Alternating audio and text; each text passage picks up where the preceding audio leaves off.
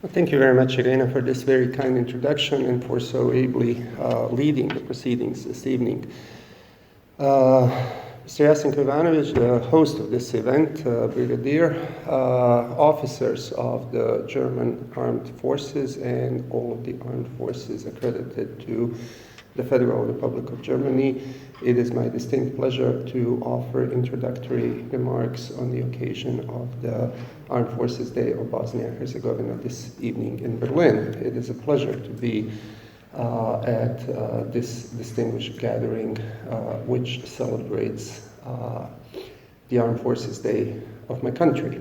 As you all know, the war in Bosnia and Herzegovina ended with the Dayton Agreement in 1995, and while the difficult negotiations in Dayton resulted in an agreement on a number of contentious and difficult issues, the matter of armed forces was not one of them. In fact, the Dayton Constitution specifically specifies that there are different armed forces on the ground of Bosnia and Herzegovina. There's even a provision that prohibits the armed forces of one entity on crossing the inter-entity boundary and being on the territory of the other entity, which is why the reform of the military sector in Bosnia and Herzegovina is by far the most successful reform in post-war Bosnia and Herzegovina.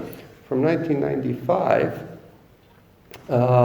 when the war ended, within less than 10 years, we had an integration of the armed forces of Bosnia and Herzegovina under one single command of the Presidency of Bosnia and Herzegovina, one single operational command, and armed forces which are now completely and fully integrated not only in Bosnia and Herzegovina but have been operating since that time in a number of hotspots around the world, including Iraq, Afghanistan, South Sudan, and so on and so forth, bringing peace to the regions that are experiencing or have been experiencing the war in their own homelands following the war in Bosnia and Herzegovina. I am particularly proud of the peacekeeping efforts that our armed forces were able to contribute to, mostly serving under NATO command. And this is something that is a cornerstone of our foreign and defense policy. The defense law of Bosnia and Herzegovina explicitly mandates that all officials in Bosnia and Herzegovina are obligated to work towards fulfilling the goal of Bosnia and Herzegovina of joining the NATO alliance.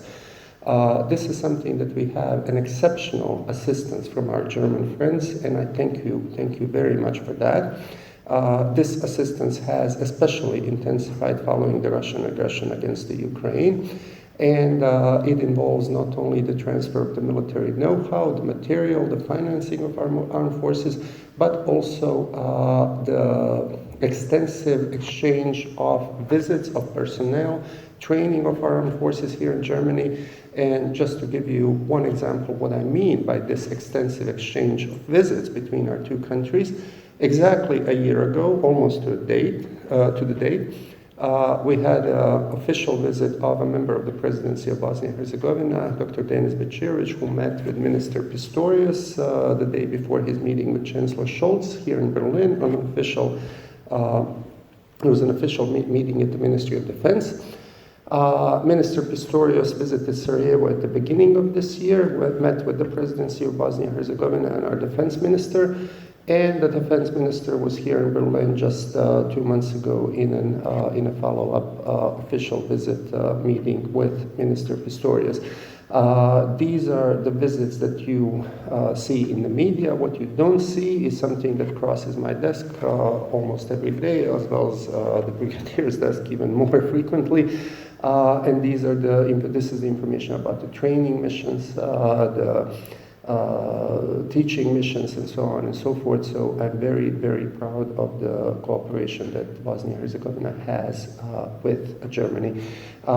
This, after all, these are, after all, just introductory remarks, so I will stop here. I look forward to chatting with some of you about the specifics of some of these issues as the evening progresses, but I will now allow those who are really the hosts of this evening to go on with the program. Thank you very much, and I join everybody in wishing us all the Happy Armed Forces Day of Bosnia-Herzegovina. Thank you.